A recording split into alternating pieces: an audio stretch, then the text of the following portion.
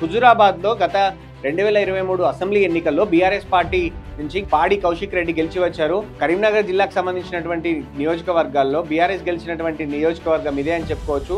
అక్కడ ప్రజలు ఏమనుకుంటున్నారు, అక్కడ పరిస్థితులు ఎలా ఉన్నాయి? Survey report Telugu 360 exclusive survey report ఇప్పుడు చూద్దాం. తెలుగు 360 సర్వేలో మనం అడిగినటువంటి ఫస్ట్ ప్రశ్న, కేసీఆర్ పాలన కంటే రేవంత్ పాలన మెరుగ్గా ఉందా అని మనం అడిగాము. దానికి ప్రజలు ఏమనుకుంటున్నారంటే కేసీఆర్ పాలన కంటే రేవంత్ పాలన మెరుగ్గా ఉంది అని 25% మంది సమాధానం ఇస్తే, లేదు అనేదానికి 66%, ఇప్పుడే చెప్పలేదు అనడానికి 7-6% మంది తమ ఒపీనియన్ చేశారు. అంటే సో హుజురాబాద్ నియోజకవర్గంలో కేసీఆర్ పాలన కంటే రేవంత్ పాలన మెరుగ్గా లేదు అనేదే మెజారిటీ ప్రజల అభిప్రాయం. మరో క్వశ్చన్కి వెళ్దాం. మరో క్వశ్చన్లో రేవంత్ పాలనకు మీరిచ్చే మార్కులు ఎన్ని అంటే 25 మార్కులు ఇచ్చే వాళ్ళ సంఖ్య 61%, 50 మార్కులు ఇచ్చే వాళ్ళ సంఖ్య 15.38%, 75 మార్కులు ఇచ్చే వాళ్ళ సంఖ్య 10.25% అయితే 100కు 100 మార్కులు ఇచ్చే వాళ్ళ సంఖ్య 12.82%. సో మిక్స్డ్ ఒపీనియన్ కూడా కాదు.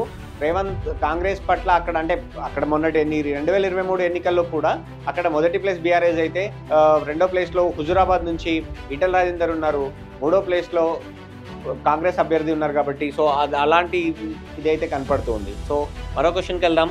ఉద్యోగాల కల్పనలో కేసీఆర్ కంటే రేవంత్ సర్కార్ బెటర్ అనుకోవచ్చా?